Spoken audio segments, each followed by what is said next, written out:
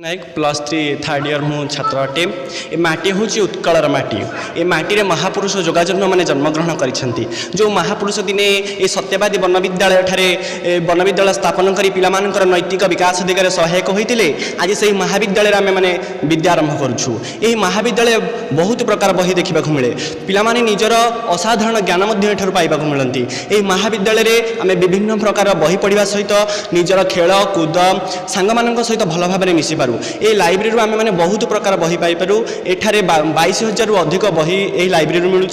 आम एठार आम जहाँ आमर डाउट अच्छी पाठ प्रति यही लाइब्रेरी मध्यम बही मध्यम लाइब्रेरी आम पाई था।